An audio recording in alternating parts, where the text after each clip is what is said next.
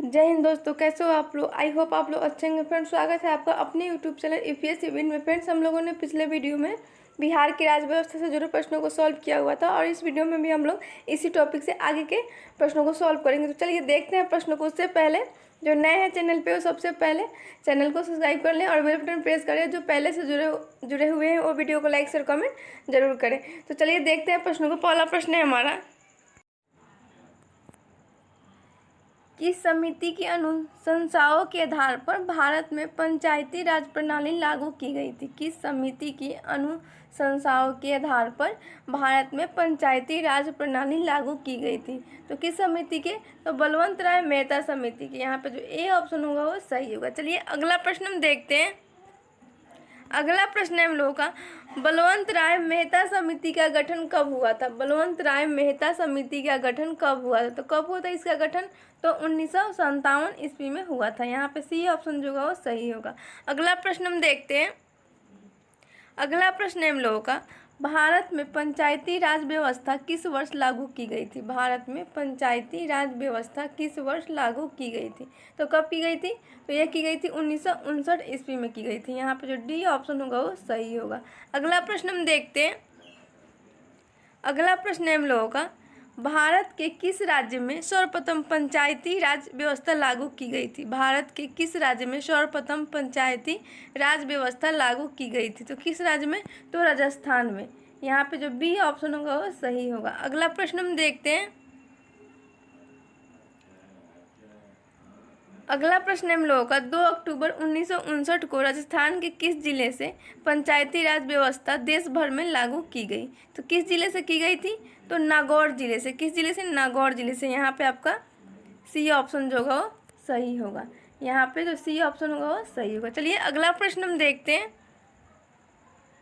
अगला प्रश्न है हम लोगों का, निम्न में कौन पंचायती राज व्यवस्था के त्रिस्तरीय व्यवस्था में शामिल नहीं है। निम्न में कौन पंचायती राज व्यवस्था के त्रिस्तरीय व्यवस्था में शामिल नहीं है। तो नगर परिषद, ये जो है वो नहीं है। यहाँ पे जो बी ऑप्शन होगा वो सही होगा। बाकी ये तीनों हैं।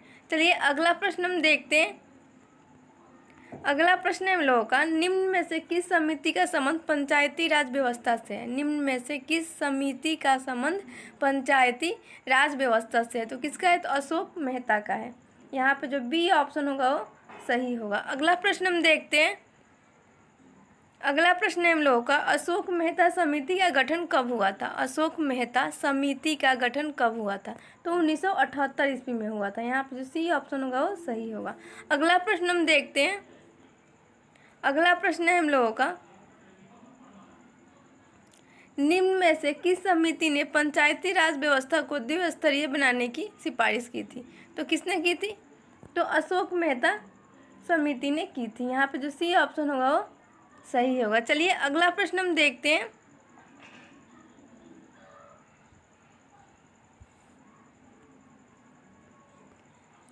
अगला प्रश्न है हम लोगों का, जीबी के राव समिति का गठन कब हुआ था। जीबी के राव समिति का गठन कब हुआ था। तो कब हुआ था इस समिति का गठन, तो 1986 ईस्वी में हुआ था। यानी यहाँ पे आपका जो बी ऑप्शन होगा वो सही होगा। चलिए अगला प्रश्न हम देखते हैं। अगला प्रश्न है हम लोगों का, निम्न में से किस समिति ने पंचायत प्रणाली को पुनर्जीवित करने की सिफारिश की थी। निम्न में से किस समिति ने पंचायत प्रणाली को पुनर्जीवित करने की सिफारिश की थी। तो लक्ष्मी मल सिंघवी ने। यानी यहाँ पे जो सी ऑप्शन होगा वो सही होगा। चलिए अगला प्रश्न हम देखते हैं। अगला प्रश्न है हम लोगों का, लक्ष्मी मल सिंघवी समिति का गठन कब हुआ था। तो कब हुआ था, तो 1986 ईस्वी में इसका गठन हुआ था। यहाँ पे जो ए ऑप्शन होगा वो सही होगा। चलिए अगला प्रश्न हम देखते हैं। अगला प्रश्न है हम लोगों का, किस समिति ने पंचायतों को संवैधानिक दर्जा दिए जाने की सिफारिश की थी। तो किस समिति ने की थी, तो पीके थुंगन समिति ने की थी। यहाँ पे जो ए ऑप्शन होगा वो सही होगा। चलिए अगला प्रश्न हम देखते हैं। अगला प्रश्न है हम लोगों का, बिहार पंचायत समिति तथा जिला परिषद अधिनियम कब पारित हुआ था। बिहार पंचायत समिति तथा जिला परिषद अधिनियम कब पारित हुआ था? तो 1961 ईस्वी में हुआ था। यहाँ पे जो बी ऑप्शन होगा वो सही होगा। अगला प्रश्न हम देखते हैं। अगला प्रश्न हम लोगों का, वर्तमान पंचायती राज व्यवस्था संविधान के किस संशोधन के तहत लागू किया गया है? वर्तमान पंचायती राज व्यवस्था संविधान के किस संशोधन के तहत लागू किया गया है? तो चलिए देखते हैं ऑप्शन। 71वें, 72वें, 73वें या 74वें। तो वर्तमान पंचायती राज व्यवस्था संविधान के 73वें संशोधन के तहत लागू किया गया है। यहाँ पे आपका सी ऑप्शन जो होगा वो सही होगा। चलिए अगला प्रश्न हम देखते हैं। अगला प्रश्न है हम लोगों का, संविधान के किस अनुसूची में पंचायती राज व्यवस्था का उल्लेख है? संविधान के किस अनुसूची में पंचायती राज व्यवस्था का उल्लेख है? तो 11वीं में। यहाँ पे जो डी ऑप्शन होगा वो सही होगा। चलिए अगला प्रश्न हम देखते हैं। अगला प्रश्न है हम लोगों का, बिहार में कुल कितने जिला परिषद है? बिहार में कुल कितने जिला परिषद है? तो 38 है।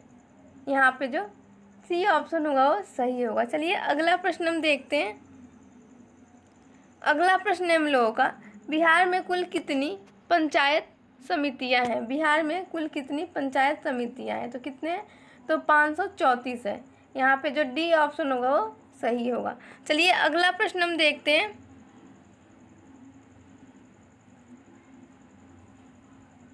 अगला प्रश्न है हम लोगों का, बिहार में कुल कितने ग्राम पंचायत है? बिहार में कुल कितनी ग्राम पंचायत हैं? तो कुल कितने हैं? तो 8474 है। यहाँ पे जो डी ऑप्शन होगा वो सही होगा। अगला प्रश्न हम देखते हैं। अगला प्रश्न हम लोगों का, भारतीय संसद द्वारा 73वां संविधान संशोधन विधेयक कब पारित किया गया था? तो कब किया गया था? तो 1992 ईस्वी में किया गया था। यहाँ पे जो बी ऑप्शन होगा वो सही होगा। अगला प्रश्न हम देखते हैं। अगला प्रश्न हम लोगों का, 73वें संविधान संशोधन अधिनियम के तहत बिहार राज्य पंचायती राज अधिनियम कब लागू किया गया? 73वें संविधान संशोधन अधिनियम के तहत बिहार राज्य पंचायती राज अधिनियम कब लागू किया गया? 2006 में। यहाँ पे आपका डी ऑप्शन जो होगा वो सही होगा। 2006 में लागू किया गया। अगला प्रश्न हम देखते हैं। अगला प्रश्न हम लोगों का, बिहार में ग्राम पंचायत कितने अंग होते हैं? बिहार में ग्राम पंचायत के कितने अंग होते हैं? तो कितने अंग होते हैं? 6 होते हैं। यहाँ पे जो ए ऑप्शन होगा वो सही होगा। अगला प्रश्न हम देखते हैं। अगला प्रश्न है हम लोगों का, निम्न में से कौन ग्राम पंचायत का अंग है? निम्न में से कौन ग्राम पंचायत का अंग है? तो मुखिया है, ग्राम सेवक है, ग्राम कचहरी, ये तीनों है। यहाँ पे जो डी ऑप्शन होगा वो सही होगा। अगला प्रश्न हम देखते हैं। अगला प्रश्न है हम लोगों का, प्रत्येक पंचायत अपने प्रथम अधिवेशन से कितने वर्ष तक की अवधि तक कार्य करती है? तो 5 वर्ष। यहाँ पे जो सी ऑप्शन होगा वो सही होगा। अगला प्रश्न हम देखते हैं। अगला प्रश्न है हम लोगों का, यदि किसी कारण पंचायत विघटित कर दी गई है तो विघटन की तारीख से कितने माह के अंदर निर्वाचन करा लेने का प्रावधान है? तो कितने माह के अंदर? तो 6 माह के अंदर। यहाँ पे जो डी ऑप्शन होगा वो सही होगा। अगला प्रश्न हम देखते हैं। अगला प्रश्न है हम लोगों का, पंचायत चुनाव में भाग लेने के लिए उम्मीदवार की न्यूनतम आयु कितनी होनी चाहिए? तो कितनी होनी चाहिए? तो 21 वर्ष होनी चाहिए। यहाँ पे जो ए ऑप्शन होगा वो सही होगा। चलिए अगला प्रश्न हम देखते हैं। अगला प्रश्न हम लोगों का, बिहार में पंचायत चुनाव में महिलाओं के लिए कितने प्रतिशत आरक्षण का प्रावधान है? बिहार में पंचायत चुनाव में महिलाओं के लिए कितने प्रतिशत आरक्षण का प्रावधान है? तो 50%। यहाँ पे जो डी ऑप्शन होगा वो सही होगा। अगला प्रश्न हम देखते हैं। अगला प्रश्न है हम लोगों का, संविधान के किस अनुच्छेद के तहत प्रत्येक ग्राम पंचायत में अनुसूचित जाति एवं अनुसूचित जनजाति के लिए उनकी जनसंख्या के अनुपात में आरक्षण देने का प्रावधान है?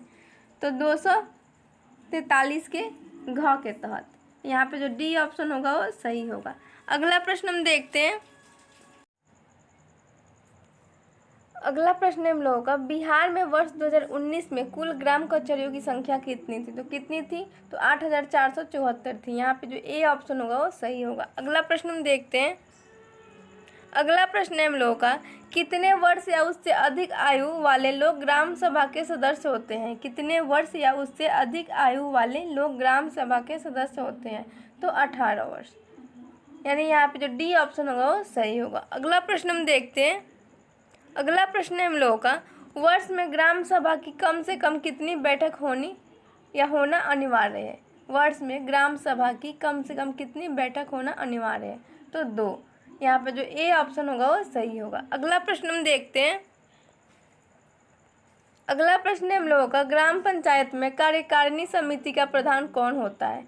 ग्राम पंचायत में कार्यकारिणी समिति का प्रधान कौन होता है? तो मुखिया होता है। यहाँ पे जो सी ऑप्शन होगा वो सही होगा। अगला प्रश्न हम देखते हैं। अगला प्रश्न है हम लोगों का, मुखिया के अलावा ग्राम पंचायत की कार्यकारिणी समिति में कितने सदस्य होते हैं? तो कितने होते हैं? तो 8 होते हैं। यहाँ पे जो डी ऑप्शन होगा वो सही होगा। अगला प्रश्न हम देखते हैं। अगला प्रश्न है हम लोगों का, मुखिया की अनुपस्थिति में उप मुखिया मुखिया के कार्य को कितने माह तक संपादित कर सकता है? तो कितने माह तक कर सकता है? तो 6 माह तक। यहाँ पे जो सी ऑप्शन होगा वो सही होगा। अगला प्रश्न हम देखते हैं। अगला प्रश्न है हम लोगों का, संविधान की 11वीं अनुसूची में कितने विषयों का उल्लेख है? संविधान की 11वीं अनुसूची में कितने विषयों का उल्लेख है? तो 29 विषयों का उल्लेख है। यहाँ पे जो ए ऑप्शन होगा वो सही होगा। अगला प्रश्न हम देखते हैं। अगला प्रश्न हम लोगों का, निम्न में से कौन सा विषय संविधान की 11वीं अनुसूची में है? निम्न में से कौन सा विषय संविधान की 11वीं अनुसूची में है? तो कौन सा है? भूमि सुधार है, लघु सिंचाई है, मत्स्य पालन है। ये तीनों है। यहाँ पे जो आपका डी ऑप्शन होगा वो सही होगा। ये तीनों विषय जो है वो 11वीं अनुसूची में है। चलिए अगला प्रश्न हम देखते हैं।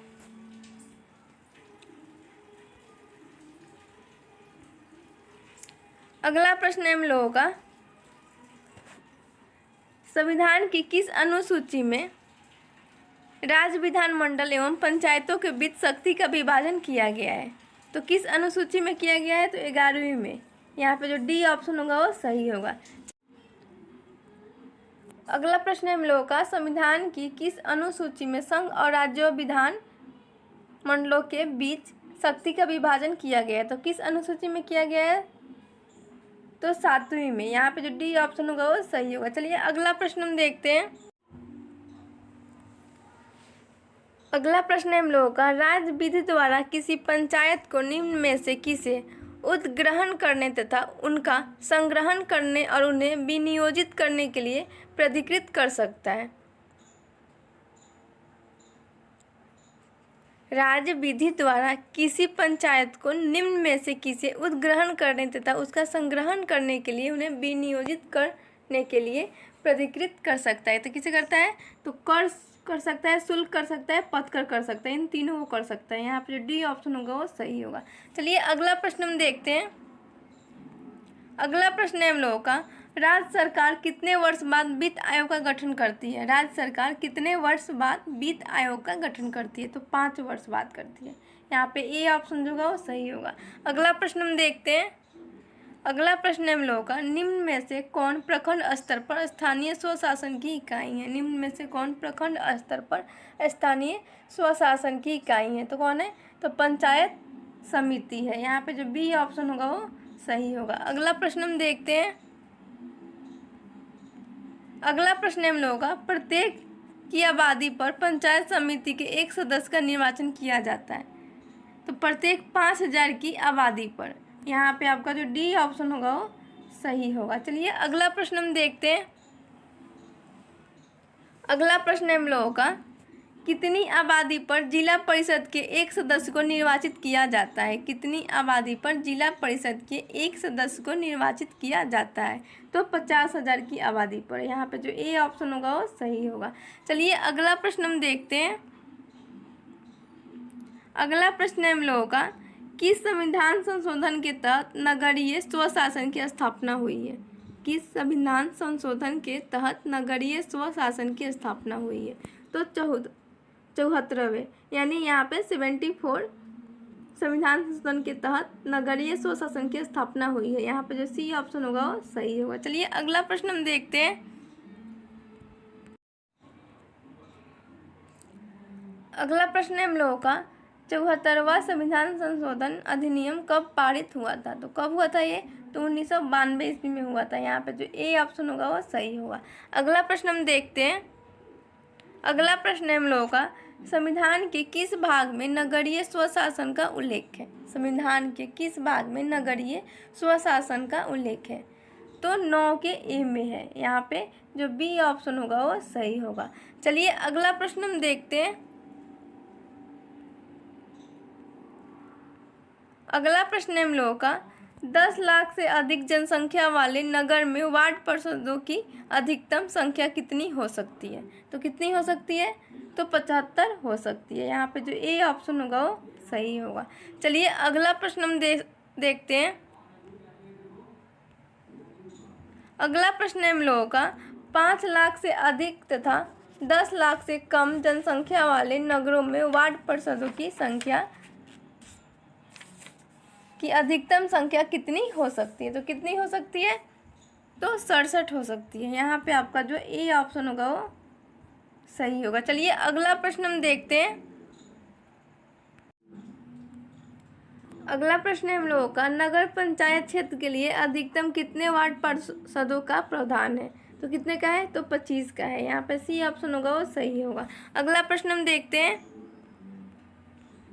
अगला प्रश्न है हम लोगों का नगर पालिका का वार्ड पार्षद निर्वाचित होने के लिए न्यूनतम उम्र कितनी होनी चाहिए? तो कितनी होनी चाहिए?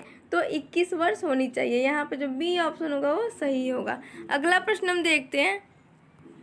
अगला प्रश्न है हम लोगों का वर्तमान में बिहार में कुल कितने नगर निगम है? वर्तमान में बिहार में कुल कितने नगर निगम है? तो 12 है। यहाँ पे जो सी ऑप्शन होगा वो सही होगा। अगला प्रश्न हम देखते हैं। अगला प्रश्न है हम लोगों का निम्न में से किस शहर में नगर निगम है? निम्न में से किस शहर में नगर निगम है? तो किस शहर में है? तो भोजपुर में है, कटिहार में है, गया में है। इन तीनों जगहों पे है। यहाँ पे जो डी ऑप्शन होगा वो सही होगा। चलिए अगला प्रश्न हम देखते हैं। अगला प्रश्न है हम लोगों का निम्न में से किस शहर में नगर निगम नहीं है? निम्न में से किस शहर में नगर निगम नहीं है? तो किस शहर में नहीं है? तो बेतिया में नहीं है। यहाँ पे आपका जो डी ऑप्शन होगा वो सही होगा। चलिए अगला प्रश्न हम देखते हैं।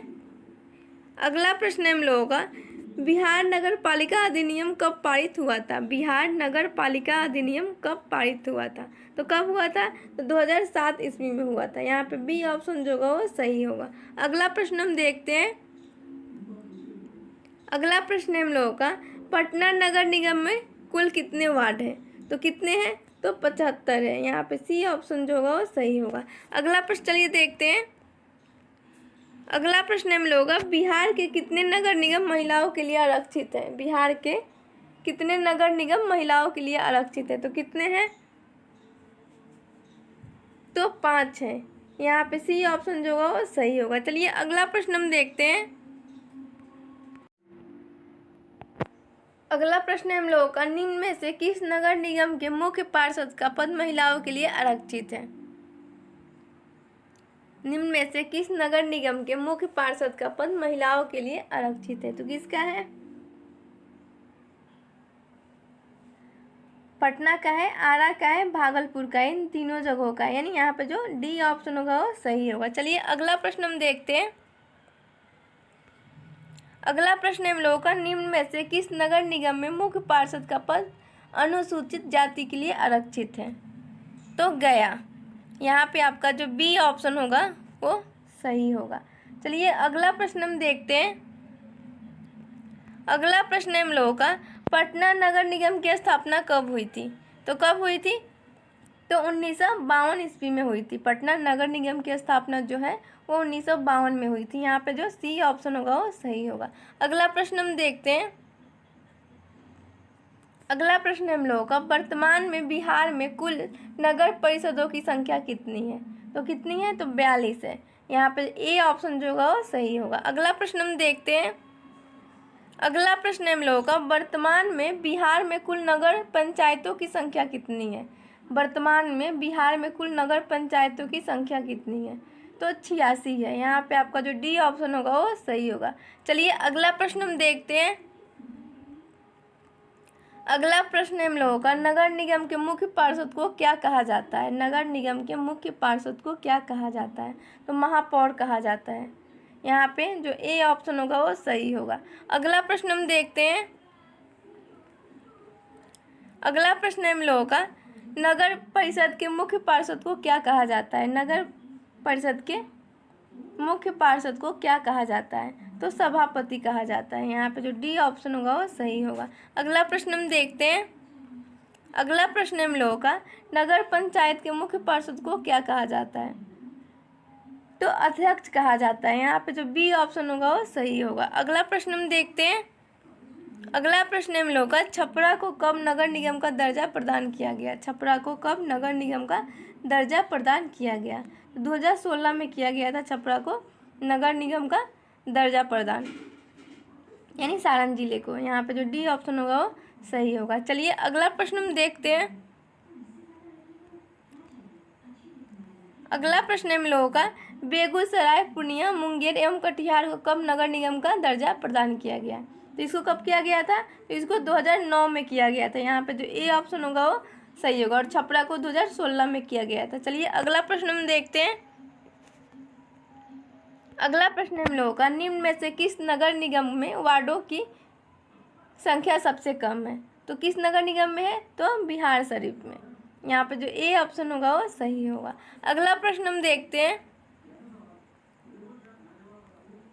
अगला प्रश्न हम लोगों का, निम्न में से किस नगर निगम में मुख्य पार्षद पद को आरक्षित रखा गया है? निम्न में से किस नगर निगम में मुख्य पार्षद पद को आरक्षित रखा गया है? तो मुंगेर में, पूर्णिया में, छपरा में, इन तीनों में रखा गया है। यहाँ पे जो डी ऑप्शन होगा वो सही होगा। चलिए अगला प्रश्न हम देखते हैं। अगला प्रश्न हम लोगों का, निम्न में से किस नगर निगम में मुख्य पार्षद का पद पिछड़ा वर्ग के लिए आरक्षित है?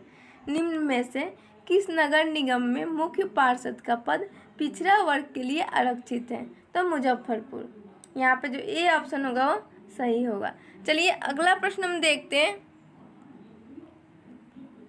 अगला प्रश्न हम लोगों का, बिहार में कितने नगर निगम में मुख्य पार्षद का पद आरक्षित है? बिहार में कितने नगर निगम में मुख्य पार्षद का पद आरक्षित है? तो 5। यहाँ पे जो डी ऑप्शन होगा वो सही होगा। चलिए फ्रेंड, आज के लिए इतना ही। मिलते हैं हम लोग अगले वीडियो में। हाँ फ्रेंड, वीडियो को लाइक शेयर कमेंट जरूर करें। तब तक के लिए धन्यवाद।